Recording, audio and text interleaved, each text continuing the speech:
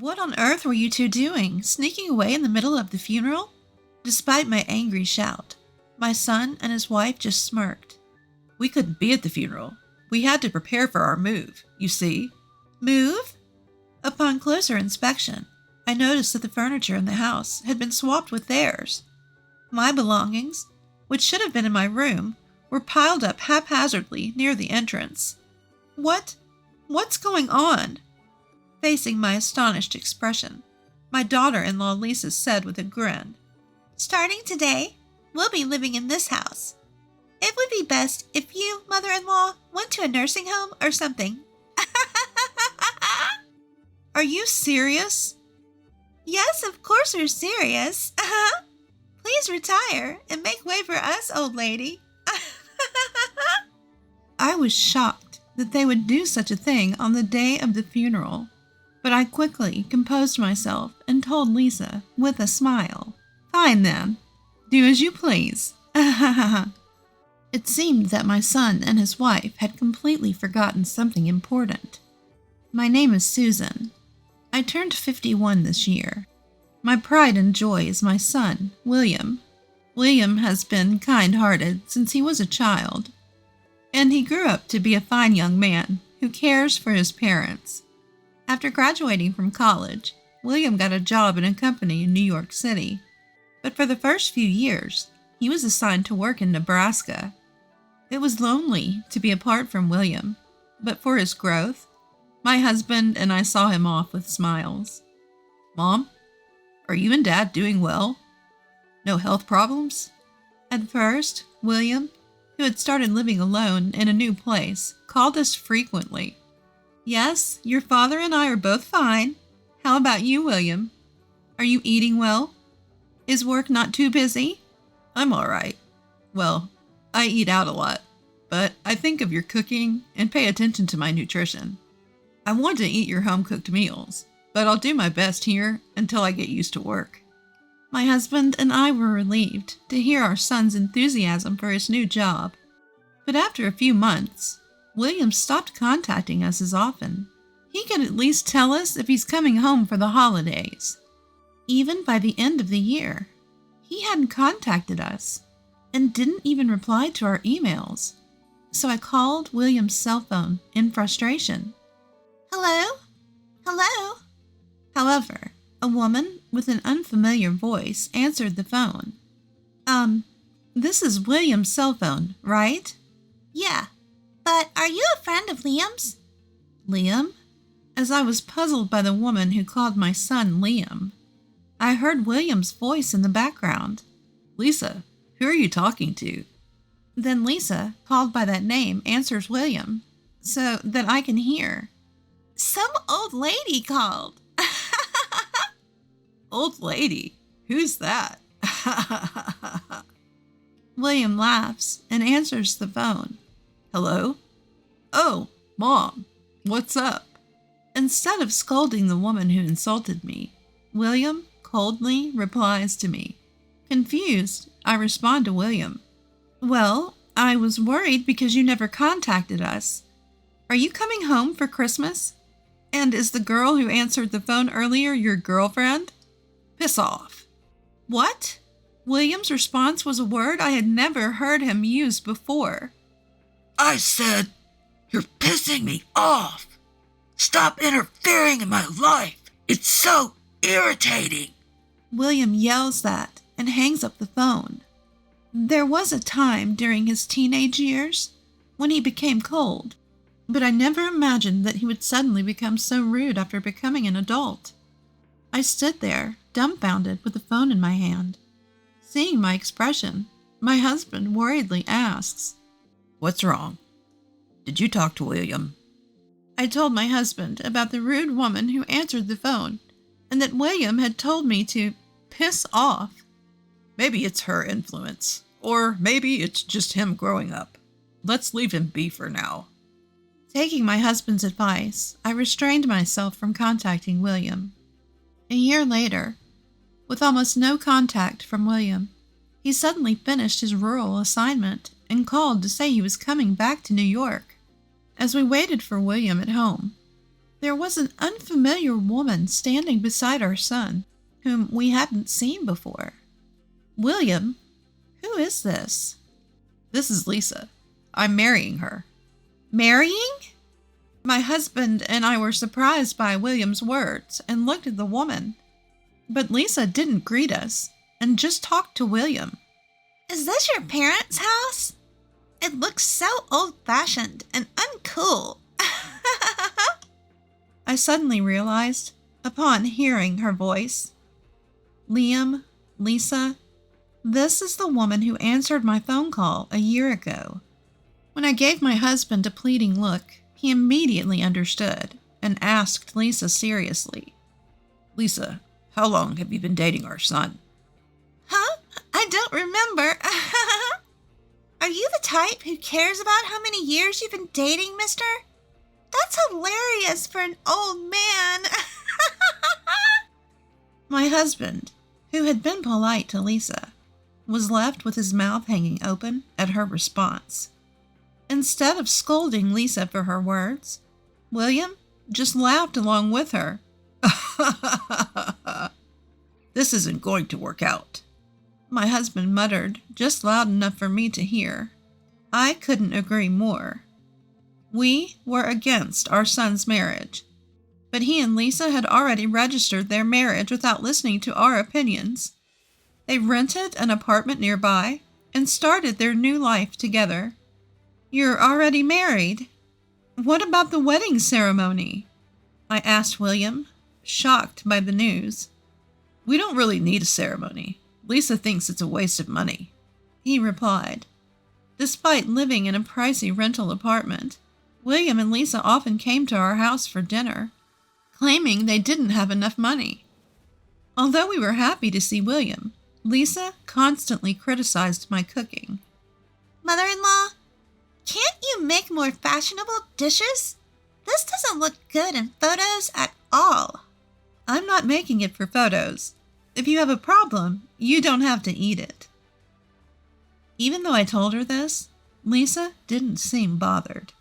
After a year, William started to become more like Lisa, and he would insult us every time he visited.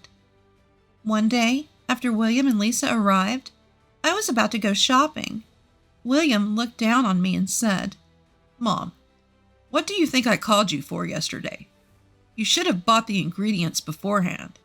You're so inefficient. Both my husband and I began to dread William and Lisa's visits. Amidst this, I received even worse news. My husband was diagnosed with cancer. The doctor told us he had only 6 months left to live. Surprisingly, William and Lisa visited my husband in the hospital, perhaps concerned about his condition. After some conversation, they quickly left the room. I hurried to catch up with them to express my gratitude, but I overheard their conversation in the hallway. Your father is in a private room, huh? Isn't that expensive? What a waste of money. Yeah, I thought the same thing. It's not like he's going to survive anyway, so the treatment costs are pointless. It's stupid to spend money on someone who's going to die anyway. True. Hey, Liam, let's get your parents' house once your dad dies. But my mom will still be there. I wish your mother would just follow him quickly. Yeah, it's just a matter of time with her. William and Lisa were making fun of my husband's struggle with his illness and my care for him behind our backs. I noticed my emotions were getting out of control, and I felt like I would lose my composure if I met them in this state. So I returned to the hospital room where my husband was waiting to settle my feelings for a moment. What's wrong? Were you able to express your gratitude to the two of them? I relayed the conversation I had overheard in the hallway to my husband, who asked me the question. He had been listening quietly, but I could tell he was trembling with anger. I can't believe they would say such things. He seemed to make a decision and told me. I have an idea. The next day, my husband called William and Lisa into the hospital room. What do you want? We already visited you yesterday. William and Lisa appeared displeased to have their weekend interrupted. I want to talk about the inheritance after my death. At the mention of inheritance, Lisa's eyes lit up. Liam is the only son, so the inheritance should be his, right? How much is it? As Lisa eagerly leaned in to discuss the money, my husband calmly told her, There are about $70,000 in assets in the bank. The life insurance beneficiary is Susan, so that will go to her. But I plan to leave all the bank assets to William.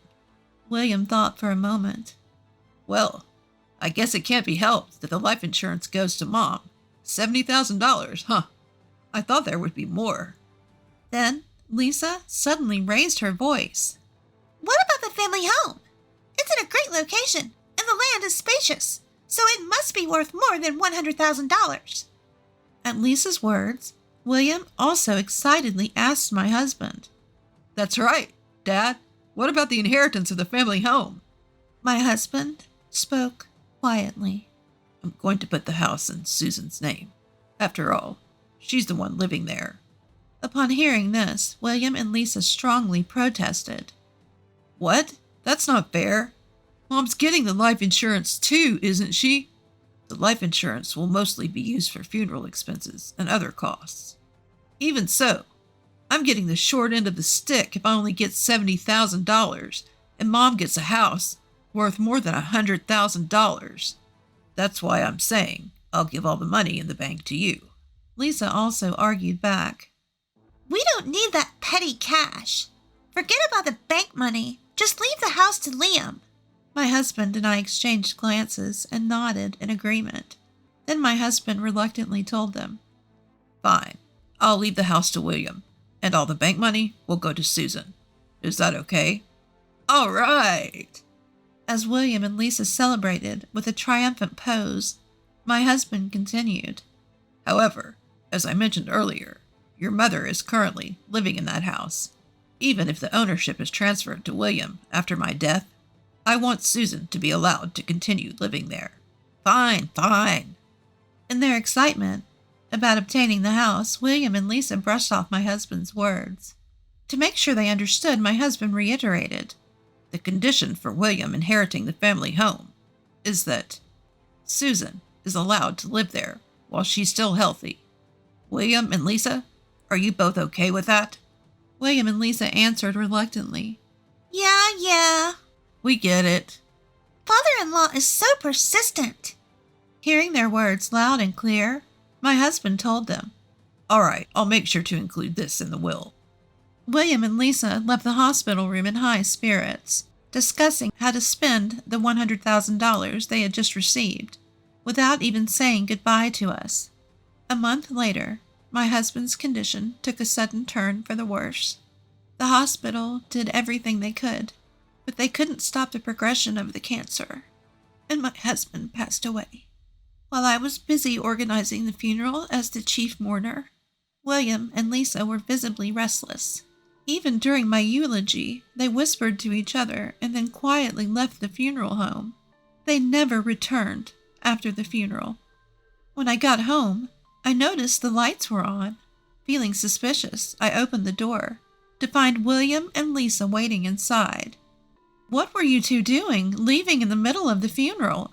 Ignoring my angry outburst, the couple just smirked. We couldn't be at the funeral. We had to prepare for our move. Move? Looking around, I noticed that the furniture in the house had been switched with William and Lisa's. My belongings, which should have been in the room, were piled up haphazardly near the entrance. What's going on?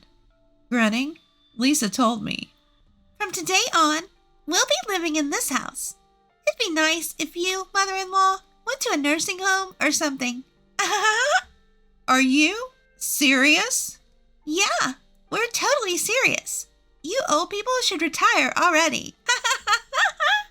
Shocked that they would do such a thing on the day of the funeral, I quickly changed my attitude and smiled at Lisa. Fine. Go ahead, do as you please. William and Lisa were taken aback by my easy acceptance. So, you're really going to a facility? I'm healthy enough to live alone in this house, so I'm not going to a facility yet. For now, I'll just find a place to live until I settle down. Satisfied with my response, the couple sent me on my way. 1 month later, I received a call from Lisa. Mother-in-law, a lawyer just called and said that the house isn't under Liam's name, but yours. What's going on? Well, about that. I explained to Lisa about the conditional will. My husband told you both that the house would be under William's name as long as I was able to continue living there. Now that you mention it, he did say something like that. To make sure there was no confusion later on, my husband made sure to include that in his will. He should have told you in the hospital room. But that doesn't mean we have to give it back. Under a conditional will, if the conditions aren't met, you lose the right to inherit. The moment you kicked me out of the house, you lost the right to inherit it. While informing Lisa, I recalled the conversation I had with my husband in the hospital room. I was furious that they called my husband as good as dead. But my husband was also quite angry at the two of them making comments that seemed to wish for my early death. However, I had a faint hope that if I died and left William alone, he might revert back to his kinder self. If I could continue to live peacefully in our home, even after my husband's death, I was willing to let the ownership of the house go to our son, and so I held on to that glimmer of hope. I had also hoped that your hearts would change with my husband's death, which is why I agreed to his proposal. The conditional will was your last chance. You mean you anticipated this might happen? I didn't want it to, but you two kicked me out on the very day of the funeral. I never thought you'd treat your parents so carelessly, but thanks to that, I've made up my mind. Made up your mind to do what? To kick you two out of that house and cut ties with you. Lisa, in a fit of anger, retorted to my firm statement. Well, we won't accept that. This house is ours. We're not going anywhere. And she continued with a triumphant look. Liam knows a lawyer, you know. We'll have them do something about it. I knew it was too late for Lisa's struggles to change anything. I simply told her, "Do as you please," and hung up the phone. The next day, I was called to a cafe by William and Lisa. As soon as I arrived at the designated cafe, the two of them bowed their heads. "Mom, I'm sorry." Mother-in-law, I apologize. William, who had heard everything from Lisa, consulted with a lawyer he knew, and was told that the will was legally binding. He was also explained that since he had broken the conditions, he no longer had any ownership of the family home.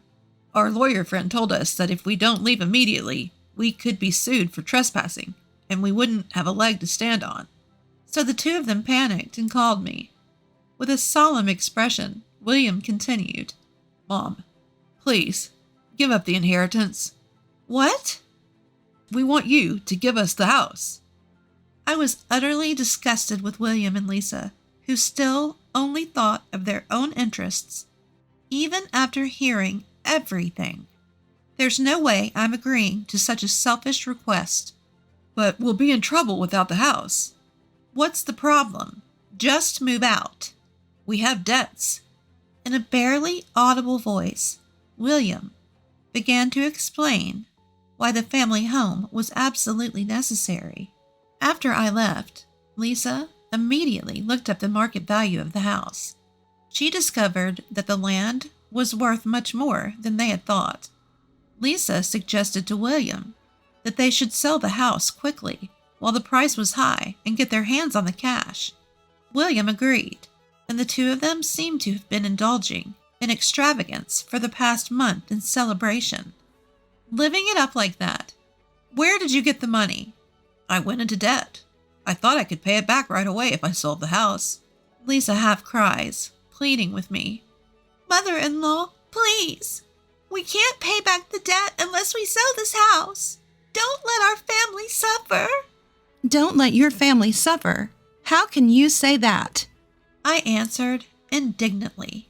You two were calling my husband, who was fighting his illness, a failed death, and wishing that I'd die soon, weren't you? You heard that? Why should I help people like you? This house holds memories with my husband. You two kicked me out of it. I will not allow you to sell my memories with my husband as long as I live. William desperately clings to me with a pitiful voice. Then give me the money from the bank. I'll use it to pay off the debt. Huh? Weren't you the ones who said you didn't want that dirty money? Don't you get that you don't have the right to take that cash anymore? Damn it! If Lisa hadn't said anything unnecessary, we'd have the cash by now. Lisa lashes out at Liam, who regrets his actions. Excuse me, Liam? You were happy when you heard you'd get the house too. He's your father, so do something about it. It's your fault, so you do something about it. I calmly told the two who started fighting. If you're going to have a marital fight, do it later. Just as Liam's lawyer friend said, I'll sue you for trespassing if you don't leave right away. Go back home and prepare to move. At the mention of suing, the two stopped arguing and hurried back to their house. They then packed their belongings and left in a rush. Afterward, the two searched for a new home, but with their debt, the only place they could rent was a rundown apartment that looked like it was about to collapse. Because they borrowed as much money as they could without worrying about the interest, planning to pay it back quickly, their debt just grew larger, even though they were working. It seemed like it would be a long time before they could fully pay it off. I returned to my own home after a month, with everything going as planned with my late husband. It was unexpected that my son and his wife tried to sell our home and ended up squandering money and going into debt, but everything else went according to plan. It might have been an expensive lesson for William and Lisa, but it was a good opportunity for them to reflect on their actions. Finally, living a peaceful life in this house filled with memories of my husband was the happiest thing for me. I'm sure my husband is watching over me from heaven.